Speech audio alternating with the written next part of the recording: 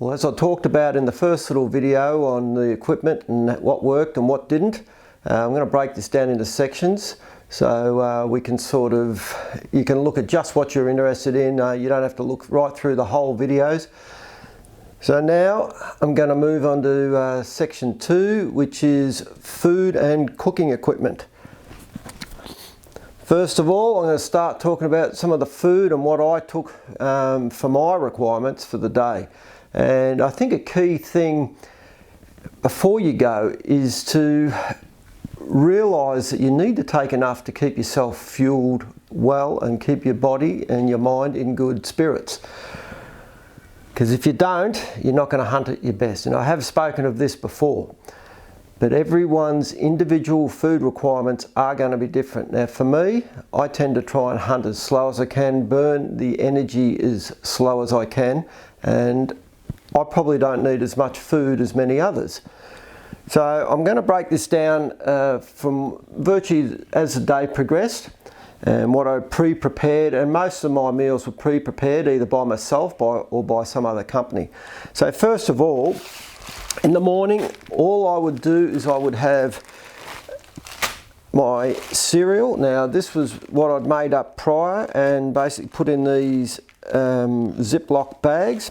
It's basically 3 Weet-Bix, Vita-Brits, which I prefer, some powdered milk, some dried fruit, which you can buy from most grocers, and a little bit of sugar. So really all I had to do is add boiling water in the morning, and I'd also do exactly the same. I don't drink tea or coffee, but I do like a Milo or a hot chocolate. So I would pre-prepare some Milo in one of these bags with a bit of sugar and a little bit of powdered milk, and it worked really well. And it's actually probably better, more than I'd actually have than when I'm going to work in the mornings. Now I've experimented with a few different brands of these Ziploc bags, and I've found the Hercules to be probably the best and more particular. Obviously there's different sizes, but more particular I find this type with this Ziploc Easy Slide Ziploc bags worked a treat, because whatever you're going to take in, you're going to either dispose of it as easily as you can, but as best you can now, or you carry it out. Simple as that. Now if you're going to have a fire, obviously burn what you can.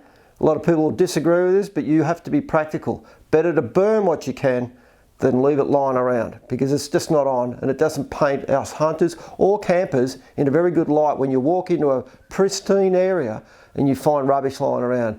If one thing, and I'm going to say it shits me more than anything, is when I walk in and I see rubbish lying around everywhere, because there's no excuse. You're going to carry it in, either dispose of it correctly or take it out with you. Anyway, with that said, with my breakfast over, then it was just a matter of getting myself set for the day with my pack. Now, what I did do before I went is go to, if you like your meats and your salami, as most blokes often do, we did go to our local deli, and a lot of the salamis don't need to be refrigerated. So all I would do is I'd buy them like this, which I've already had a little bit of a sample yesterday. I would cut it into smaller sections and then use my vac seal bag to vac seal into smaller sections, and I would just shove these all in the holes of any little spot in my pack. And that's what it's about when you're actually filling your pack. A lot of people try and be precise with where you put stuff. In the end, you just shove stuff into the corners where they'll fit. And really balancing your pack up is the most important thing. Probably trying to get your weight down as low as you possibly can around your hips, the heavier stuff, and carrying your stuff close to your back, and that comes down to individual packs. Anyway, I don't want to get sidetracked. So I would cut the salami up into smaller pieces, re-vac seal it, and usually, look, maybe, so a couple of inches off this would do me for each day. Now, I also like to sit down and have my tuna, salmon, whatever you can get, and I like it in these bags where you can actually dispose of it again quite easily by burning it. But I always like to have it on some sort of biscuit. And the trouble is, how do you carry biscuits in your pack where you're jamming stuff in and whatever without breaking them? Well, I found these little rice crackers were quite good, and even though they look like cardboard, I went to this local supermarket, got one of these little plastic containers. What have I got in there? About half a dozen. I bought 2 of these containers and filled them up, and really 2 of these biscuits in a day with some salmon, tuna, whatever you like, work quite well.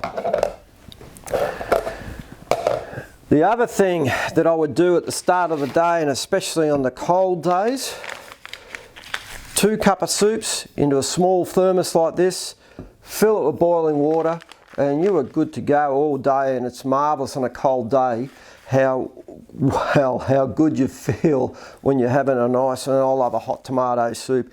It really worked well. I didn't take it every day, but on the colder days, the days where I was thinking I was going to be sitting doing least amount of movement, that come into its own. Now, coming back of an evening, and you want your main meal, this is where probably the the pre-made backpack meals, the backcountry cuisine. There's a heap of different brands and types and whatnot. Yeah, they work. Look, they're not like going out to a restaurant and getting a restaurant meal, but they do the job. And you can experiment, and I suggest you experiment with individual tastes and flavours. Spend a bit of money and work out what you prefer before you go. There's no point going out and buying these meals, and then when you sit down for the night, say, oh, I can't stand that. And there was a couple that I sort of liked and some that I didn't really like. The basic ones were the go. Very smart man, Doug, if you're watching, you know who you are.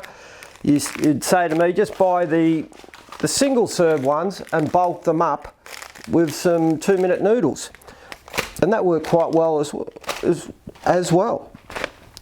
You don't have to go out and buy these because they are expensive, but they do the job, and they are sort of purpose made, purpose built. But you can go and buy a lot of these little things just from your local supermarkets, so you can keep your costs down. And even though they say they can be microwaved and whatever, by putting them in a bowl and just heating them slowly, they work just as well.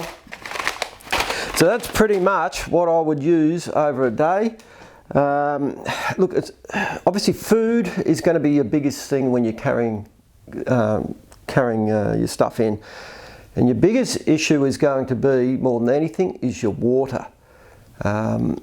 If you are not going to be near a permanent water supply, if you're going to try and go in for a week, you're going to have to really do your homework, because there's no way known you are going to be able to carry enough water in for a week, and a week's hunting and a week's backpacking. There's just no possible way. We were lucky enough, we knew where we were going, we was going to have a good water supply, and we not only knew it was going to be a good water supply, we knew that it hadn't been flushed down from heavy rains. We did a little bit of research, I'd checked the weather beforehand, so we knew the water levels were pretty settled. Otherwise, even though you may have permanent water, you're going to have to take some sort of filtering system. Now, there's heaps of different ones on the market. We never worried about it, so I'm not really going to talk about it, but I would probably suggest some sort of bag and filtering systems, because the pumps, I've got them, but they're slow and they get very frustrating. And you want to spend your time hunting and doing what you want to be doing, not sitting there all day pumping water. If you have to do it though, this is what you have to prepare for. So you really need to do a little bit of research on the area you're going into. Now, the next thing, cooking gear. Most of my meals were prepared and just required boiling water. But I did take, not only the salami, I did take a frozen lump of my corned venison that I then smoked. So that would have kept in the cold weather for probably best part of a week. And what we did is, between a few of us, I know Paul brought in some pasta, frozen, and that did us for the sort of the first day or so for our main meals. We just added it. If someone brought a bit of pasta, I'd dice up the meat. We put a bit of pasta in with it, whatever. And for the first day or so, that was our main meals.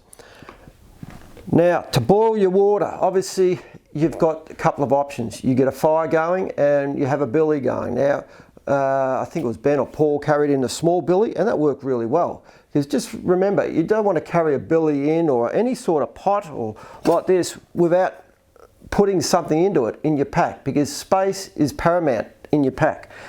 Now obviously the gas cans, something like this can go in here, anything you can fit, even your food, whatever. Use the space, but these come in handy. Now getting back to it, we all use jet boils. Mine's an older one. This is a titanium version. And just remember, these are for only boiling water in their normal arrangement. But you can buy, which I have here, you can buy this thing that goes on top,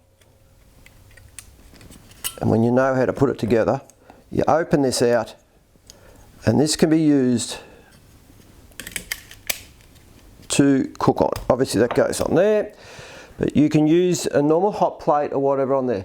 But understand, if you're going to use this for cooking as well as boiling water, you're going to need to carry a lot more gas. So if you've got a fire, I would try and use your fire where possible for cooking, and keep the jet boil just for what it's for, boiling water. Now, as far as the amount of gas we use, one of these, I ended up, I took 3 of these small cans in and one double this size. And really, I won't say it was a mistake, but it surprised me that we never needed anywhere near that amount. It wasn't until the last night that we were boiling up a big pot of pasta or noodles that first can run out. So I was very, very impressed. And probably for a week away, I would say a minimum, take 2 of these smaller cans. And you probably, in most cases, and like I said, unless you're cooking on it all the time, that will be enough. But for just boiling water, sort of evening, night, maybe during lunch, probably 2 cans over a 5 to 7 day trip would be enough. All right, now, these are something that I'd never seen until about a month before I went in, and this was fantastic. Now this is a Sea to Summit X Series pot, pan, whatever you want to call it. Now you may have seen these before where they actually pop up. These are fantastic. Obviously it's your normal cup, your bowl. But what impressed me was this, because it's got a metal bottom, and providing you don't run the flame up over the edges, you can cook in this, no problem at all. And these were fantastic. Now the one I've got here is the X21, which basically consists of 3 components: the cup, the bowl, well, the 2 bowls I'd say class them as, and these were and are fantastic. I've heard of a few people that said that the actual lids have started to get like hairline fractures in them, but I haven't used it enough to have that problem. But it did work well. It packs down quite small, absolutely fantastic. Knives and forks, the Sea to Summit again. There was a few different ones of these, and I found this one with the holes in it. What sold me in the end is the actual tines on the fork were actually a little bit stronger than some of the others. I think they were around the $20 mark, I think, and well worth the money. Sporks are always good just to have in your pack from day to day stuff. I think if you don't carry some form of multi-tool, Leatherman, whatever you want to call them, you're crazy as well, because I think they come in very, very handy. Now for lighting your fire of a day, obviously conditions, whether it's pouring rain, whether it's dry, whatever, is going to alter the way you light your fire. But Lee, a few years back, started making these little fire lighters. Now they are simple. You can put them into the old camera 35mm film canister.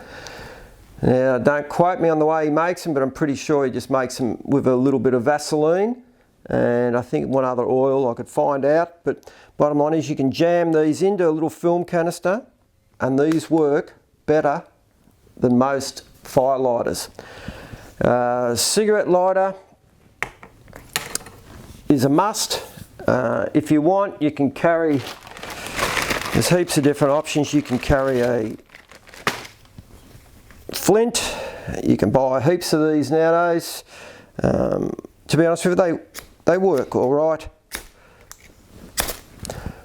I wouldn't, I'd prefer a lighter, but it pays to have a couple of options.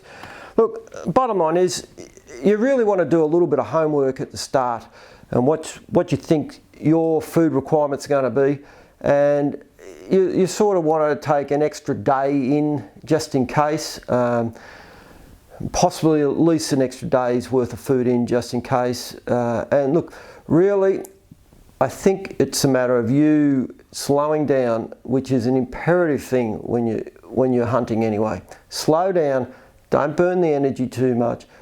Feel, listen to your body, your heart rate, the whole lot, because it's all going to tell you how you're traveling.